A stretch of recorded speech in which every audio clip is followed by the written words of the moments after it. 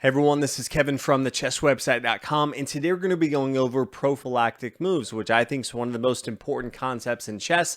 It's the idea that you anticipate your opponent's threats and stop them from executing their plan. If you've ever played a chess game, your opponent does something, you look at the board and say, I didn't even see that option. There's an opportunity for you to improve in recognizing prophylactic moves in the game. Also want to announce that we do have a sponsor for this video. It's a website I've used myself in the past. It is DecodeChess.com. They're an AI-based platform that both analyzes positions as well as your own chess games, and then gives you recommendations on how you can improve. Perfect fit if you're studying something like prophylactic moves, trying to figure out what are the immediate threats and how can we actually stop them in the game. We are first going to take a look at a few examples in chess openings, and then we're going to look at some more advanced variations. One of the most common chess openings is the Sicilian Defense, and the most common variation in the Sicilian Defense has a prophylactic move. So let's start there. Sicilian Defense with e4, c5, knight f3, pawn to d6, pawn d4. After the exchange in the center of the board, knight to c3, black plays the move pawn to a6. It's a subtle move. You've probably seen it before. This is the Najdorf defense. A lot of people play this, myself included. But if you think about chess opening theory, you're normally going to be thinking about things around controlling the center of the board, pushing your central pawns up to limit the number of squares your opponent can go to, developing your pieces, getting kingside safety, developing those pieces to control the center of the board, and then formulate a game plan from there. Black's not really doing that with pawn to a6. But it's a key part in the strategy for black because it stops a lot of the threats that white has. You have the knight here on c3, can't come to b5. This b5 square is a critical square in this defense. This other knight can't come to b5, and this bishop here on f1 can't come to b5. So it stops a lot of the threats that white has, and white's going to have to come up with another game plan. Now, what's nice about something like DecodeChess is you can use this to actually analyze this position. So if I run this position through DecodeChess, you can see first it has the major threats. Now, in a chess opening, you don't always see immediate threats. We're not too many moves into the game, but I do still always like to look at any position and see what the major threats are. F3, bishop to E3. Not really going to be worried about those too much, but you can see it says the best move is a6 in this position. And why is that? Some of the reasons is because it prevents the knight coming to b5, the knight on the d file coming to d5, and then the bishop coming to b5 with check. So as you're analyzing your own games, trying to figure out, did I miss anything? Try to use this and see what moves are preventing my opponent from doing something, and that'll start to open your mind into, don't just come up with your own strategy. How do you stop your opponent from doing what they're trying to do? Here's another common chess opening for white. You can see already castled on the king side. Rook here to e1, protecting the pawn. Two minor pieces already involved into the action. White's trying to figure out the game plan from here. And one of those ways to continue is to look at prophylactic moves. What are black's threats here? One of those threats is to get this light square bishop involved into the game. You can see it's the only minor piece that hasn't moved yet. And where's the best squares for that? I don't necessarily think it's d7 or e6. It's not going to come here to f5. Really, the best square for the bishop is going to come down to g4, pinning this knight down to the queen. And so white has the prophylactic move of pawn to h3. That doesn't improve the central control of the board from white as it may seem, but really this allows white to still hold on to the knight, which does in turn actually hold on to the center of the board. So it's these subtle moves that you need to be thinking about. We're going over chess openings. We'll go over some later examples as well. And as the previous example, you can also look at DecodeChess. If you want to plug in something like this example, you can see what are the major threats. And in this example, g4, bishop to g4 is something to think about. That's what black is threatening. And you can see the best move that they recommend, they're using the Stockfish engine, is pawn to h3. You can see it prevents the bishop here coming down to g4. So it stops that square. Remember, you can analyze entire games, or if you just want to look at positions, you can do that as well. It does a really good job of walking through every single move and what are the threats and how can you prevent that? We can take this same ideas and apply that to the middle game as well. It's white's move here, and you can see in this position that white has a spatial advantage, meaning that their pieces are pushed up a little bit higher, and black's starting to run out of room to move their pieces. Now, from black's standpoint, the best way to counter this is start to exchange off some pieces and really open things up, and that really takes away the threat that white has of putting too much pressure and kind of cramping the position for black. So that's what black's trying to do, but it's white's move, and so white has an opportunity to stop that.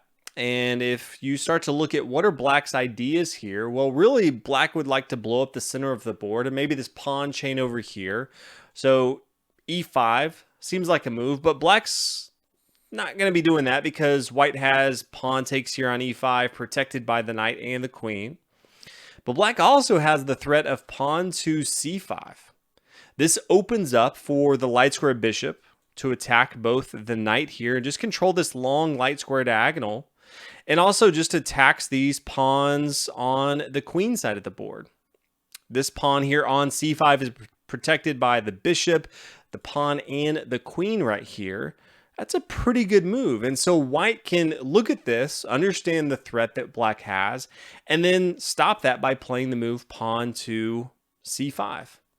This light square bishop now is not really going to be going anywhere. This pawn chain is very solid, so this dark square bishop is not going to be moving anywhere right now. Yes, anytime you move, you do leave some space behind, so this knight can come to d5. But then after knight to e5 from white, I feel like white has a much better setup here. Black is still cramped, maybe more cramped than before. White can easily get the light square bishop. It's already attacking the h7 square, can get the queen involved into the game, can easily maneuver this dark square bishop over to the king side. A lot of threats that white has on this board while still keeping black at bay because we recognize what that immediate threat is. Same thing as we looked at before. If you look at DecodeChess, you can plug this in and it shows you that exact same thing. What are the major threats from black? Well, the major threat is that black plays pawn to c5. And so what's a good move from white? It is to play this pawn to c5. It prevents them playing from pawn to c5, gives you some additional things as well to think about. So this is how you should be thinking about every position, whether it's in the opening, whether it's in the middle game, and then we'll now look at one in the end game as well. The last example we're going to look at is a prophylactic move in the end game. Many times players have a dominant position and it all just crumbles because they're always looking for the best attack and they never really stop to think, how can my opponent come back? What is the best move for them and how should I stop them, knowing that as long as I don't screw this up, I'm probably going to win the game. In this position, it's white's move, and white has a dominant position. This rook here on a8 for black isn't doing anything. White has this rook here on c7, a great square for this rook here, pretty much blocking this king here on the 8th rank here. This queen on e3 doing a good job of not only protecting the knight here on f4, but also indirectly attacking this pawn here on h6. But white can get pretty greedy here. White could try to gobble up more material. Let's say they play rook to b7. White was not able to think about what is the immediate threat that black has, and that is queen to a4. Queen to a4 attacks both the knight here on f4, which is being attacked by now the queen and the rook here on f8, as well as attacks this rook here on d1. There's also some other ideas that if black really moves this queen away, well, now things get pretty tricky because there's a discovered attack here with the bishop attacking the queen, and this is check as well, so the queen can move. That would just be a huge blunder, but thinking about where can my opponent go if I move is definitely important to think about. And when you factor all that in, then it comes down to, okay, I know my opponent's looking to play queen to a4. That's an immediate threat here of attacking both the rook here and the knight here. And what is the best move for white to continue? And then as you analyze the position more, you realize that the move rook to f1 is a really good defensive move. This pawn on f2 is eventually going to be attacked by the queen and the rook because you want to get your knight involved. Maybe knight takes here on g6 at some point, but you don't want to expose this pawn here on f2. So this is a defensive move, but it's a prophylactic move. So it keeps you in a strong position and doesn't really give up anything and doesn't allow your opponent's immediate threats to really do anything. And so last time we'll come over to DecodeChess. If you look at that and you plug it in, you can see what are the immediate threats. Well, queen to a4 is the immediate threat that you need to deal with. And it kind of tells you why, what happens if they can play that. And it tells you what the best option is. F1 is really the preferred play in this position. And it tells you why. And then if you're thinking, why don't I play some other moves?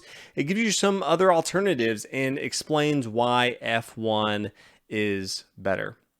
So that is prophylactic moves. Hopefully you can take some of this and apply it to your own games. Always be thinking about what your opponent is looking to do and how you can stop them from doing that. It's going to make you a much better chess player. Again, if you haven't checked out DecodeChess.com, I'll have a link in the description below. You can sign up for free. So not asking you to go and pay any money. Definitely go check it out though. See if you like it. You can run their software a couple times a day for free. You can definitely sign up for more than that if you want to, but definitely check it out. Thank you so much to the sponsors of this video. Thank you to everyone for watching the video. Hopefully you enjoyed this chess strategy, going over specific tactics on how you should approach the game. If there's other tactics or strategies you want me to include in a future video, feel free to let me know. But thank you guys so much for watching. I'll see you in the next video.